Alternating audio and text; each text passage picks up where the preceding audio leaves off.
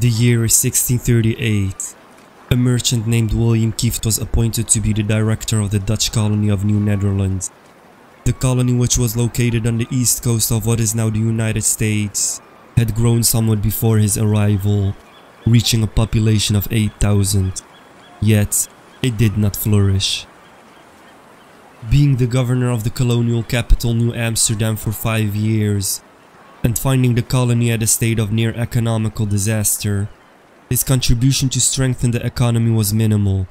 What he has done instead is encouraged a deep-rooted conflict between the warring tribes of natives on the island of Manhattan and its surroundings, and increased animosity between the indigenous and the Dutch. Kieft's tyranny reached its peak when he decided to demand a tribute from all native tribes to cover the expenses of constructing military fortifications. The fact that he wanted to tax the native tribes came to a surprise to all of the Native Americans, as they were not living on reservations or inside of Dutch towns. They were still very much in control of their own tribes and villages, living as they always had. One native tribe chief is quoted to have said, "How can he dare to ask a tax from us? He must be a very shabby fellow. He has come to live in our land when we have not invited him. And now he attempts to deprive us of our corn for nothing? The soldiers at Fort Amsterdam are no protection to us."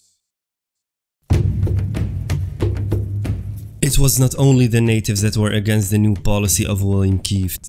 Some of the Dutch merchants who visited the nearby tribes to trade with them and had friendly relations were also opposed to the idea of burdening the Indians, for the Dutch merchants relied heavily on their corn, and consequently, the collecting of this tax would cause the colony's economy to collapse.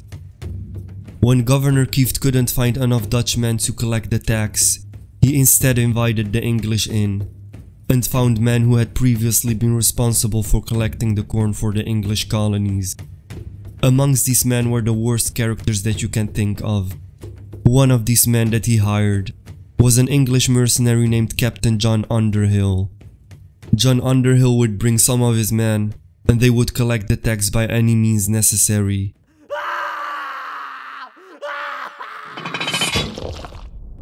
Cruelty of the lowest form was what he meant.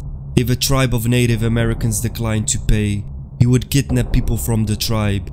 He would kidnap a man, and he would put a rope tightly around the victim's neck, and then he would grab him behind his boat, back and forth in front of his tribe, slowly suffocating the man to death, very publicly so everybody could see. He was also known to flay people strip by strip. He would beat a man to death with his bare hands, and with no weapons for a slow death. He would cut off the genitals of native people and stuffing them into their own mouth. Despite terrorizing them, there were still native tribes that refused to pay tax to the Dutch colony. Frustrated by their disobedience, Governor Kieft looked for an excuse to wage an all-out war and punish them. The excuse he needed came when a young Raritan native killed an old Dutch tavern owner, apparently for a revenge that he had seen among his people before, and when his people refused to deliver him to the Dutch for their justice, Kieft insisted that a military unit goes and slaughter the village of where this young man came from. William Kieft offered a prize and promised his men 10 pelts for every Raritan head they bring to the fort.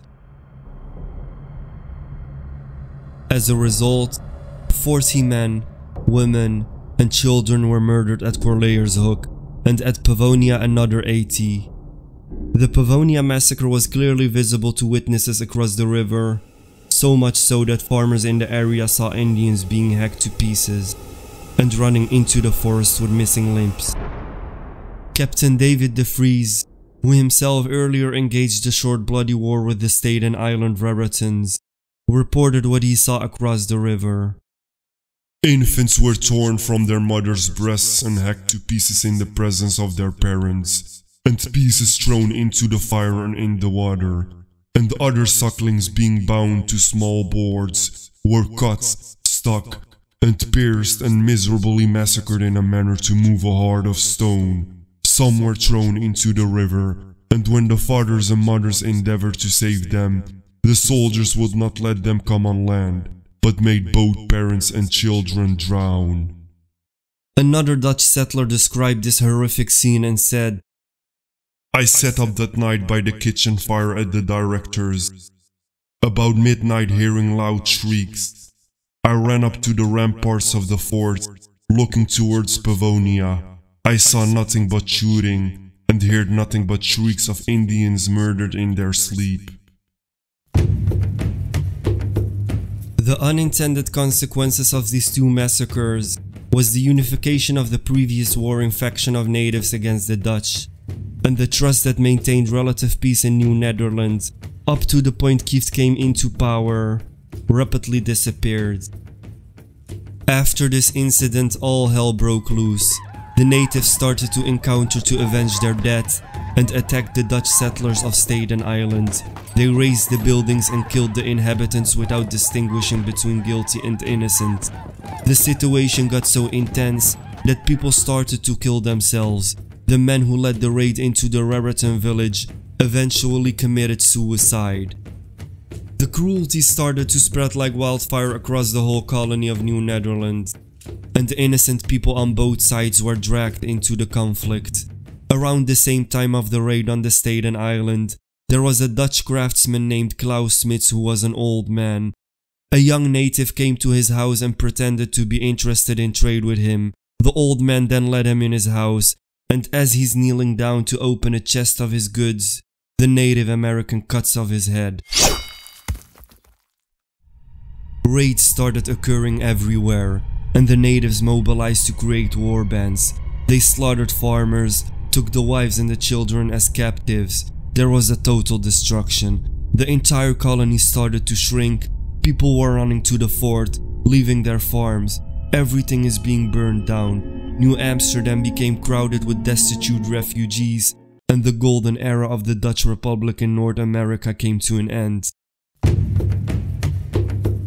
As a result of the Indian raids, the colonists wrote letters to the Dutch Republic requesting intervention, but they produced no results.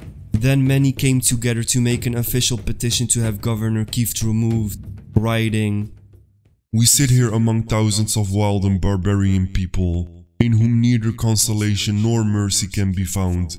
We left our dear fatherland, and if God the Lord were not our comfort, we would perish in our misery. For the next 2 years, the United Algonquin tribes persecuted settlers throughout the colony of New Netherlands, and the small force of Dutch colonial soldiers were unable to stop the attacks.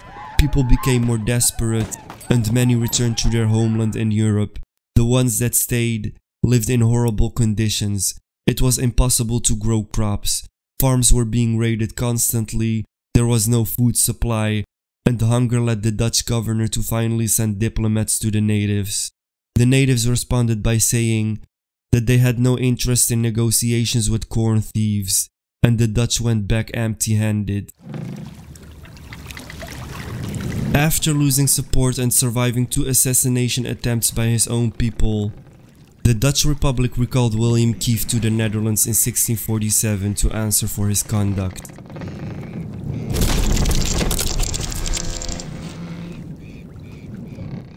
It never happened, for he died in a shipwreck en route to the Netherlands. Not long after his death, the Dutch Republic named Peter Stuyvesant as his successor, who managed the weakened colony of New Netherlands until it was ceded to the English.